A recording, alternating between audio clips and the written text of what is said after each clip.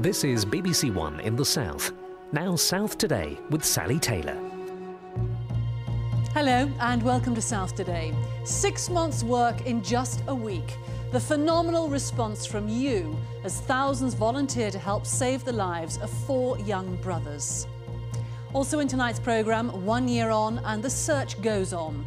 Police vow to get their man as Hannah Foster's family face a difficult anniversary.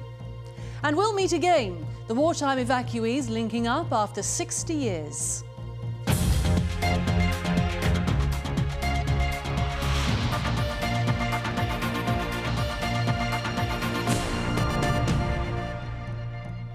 A week ago, South Today brought to the attention of the world the plight of the Hartley family. Brothers Nathan, Joshua, Daniel and Luke all have a fatal disease called XLP. It's one of the world's rarest genetic conditions. It's been diagnosed in just 100 people since it was discovered in 1999. The only cure for the boys are full bone marrow transplants. This weekend sees a huge event in their hometown of Romsey when people are expected to give blood samples to see if they could be a donor. Since this case was highlighted, 8,000 people have volunteered their services to the Anthony Nolan Trust in London, which collates possible matches for bone marrow donation. Now, it costs £70 to process each person who puts themselves on the register. And the Trust has sent out 6 months' worth of test kits in the past week. Well, we've been to meet the staff at the Trust, where Deputy Research Director Paul Travers explained how the response has created its own pressures.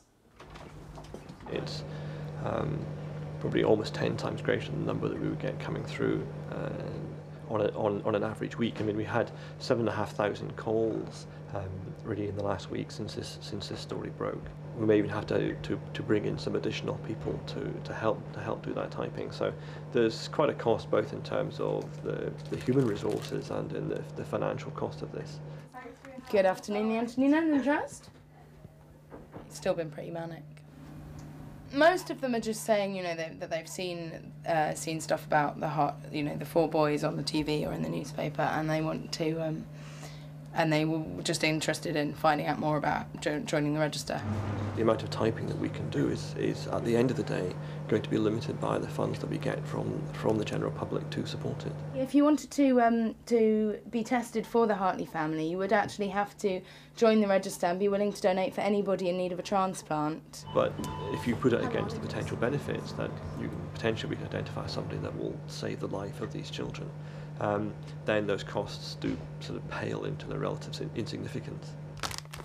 The kits that we send out to our donors when they're wanting to join the register include, we need to put a needle in here so that, for safety, a tube to take the blood sample, and that goes into the holder there. And then that's just sealed up and that's sent to the donor, and they take that along to the GP to have the blood sample taken, and then that's forwarded back to us. It's very rare that any of us have the chance to save somebody else's life, and I think the advantage that you have in coming forward to be a bone marrow donor is that you as an individual have that chance to save the life of another person. Well, now joining us is David Hartley with his son Joshua and Dr. Eve Prosser. David, I understand you're in Romsey. Where exactly are you? We're actually in the bookshop, Sally, that it will all be happening around tomorrow. It's Volumes Bookshop in Bell Street, and it'll be well signposted in Romsey tomorrow. Good. Now, what sort of groups are you expecting to come down to the appeal tomorrow? Well, we're looking for people to come down tomorrow that are in the target group for bone marrow donors, which are aged 18 to 40, need to weigh over 8 stone and be in good health. And hopefully they might have to queue for a little while, but hopefully they'll have a little bit of patience around them as well. It's been a rollercoaster week for you, and I know the whole family. How are you coping? Oh, it's been amazing in terms of the response of people. We've been, I think, totally, absolutely blown away by the compassion and the love that has been literally poured on us as a family this week. It has been beyond our wildest expectations. Let me just talk to Dr. Eve Prosser there. Dr. Prosser, perhaps you can just explain what people will expect tomorrow when they turn up in terms of what will happen. Yes, Well, they'll come to Volumes, and we've organised 3 centres. They're very near to this shop, so we'll be directing them to the right places. And then they'll be given a short form, which the Anthony Nolan Trust supply, and there'll be plenty of staff on hand to help them fill out that form.